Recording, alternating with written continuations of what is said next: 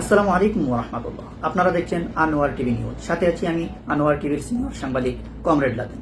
বিস্তারিত থাকছে আমার এই রিপোর্ট। শুরুতেই সংবাদ শিরোনাম।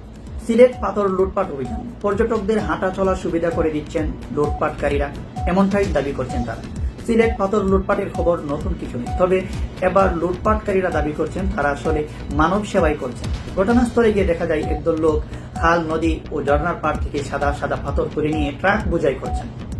লুটপাটকারীদের কাছ থেকে জানতে চাইলে তারা সাংবাদিকদের বলেন, দেখেন ভাই, পর্যটকরা আসেন ঘুরতে, কিন্তু পথে পথে পাথর থাকে, তাদের হাঁটা চলা কষ্ট হয়, ফলে তাদের পায়ে ব্যথা হয়, তাই আমরা এগুলা অন্যত্রে সরিয়ে নিচ্ছি।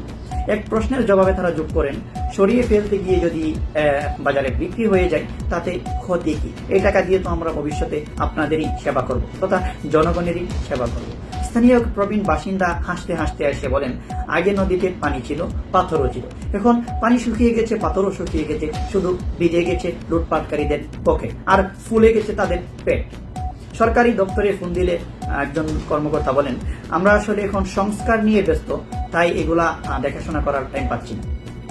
বিস্তারিত জানতে চাইলে তিনি কল কেটে দেন। তবে শোনা যায় পেছনে কেউ একজন চায়ের দোকান থেকে উচ্চস্বরে বলছেন, এইবার সামনে বড় কন্ট্রাক্ট আসতেছে। এদিকে স্থানীয় পর্যটন ব্যবসায়ীরা আছেন বিপদে, কারণ পাথরবিহীন নদী দেখতে আসা পর্যটকরা হয়তো এখন বলবেন, এ বাবা, এ আমরা কোথায় এলাম? এ তো আমাদের গ্রামের ড্রেনের চাইতেও নিকৃষ্ট। পাথরের সাদা সৌন্দর্য এখন মিলছে শুধু লুটপাটকারীদের ঘরে, আর পর্যটকরা পাচ্ছেন ফটোশপের সাদা কালো ছবিতে এবং ফেসবুকের টাইমলাইনে। লুটপাটকারীরা আরও দাবি করেন যে অতিরিক্ত রোদ দেখায় সাদা সাদা পাথরগুলা রোদে কালো হয়ে যাচ্ছিল, তাই আমরা এগুলা অন্যত্রে সরিয়ে নিচ্ছি।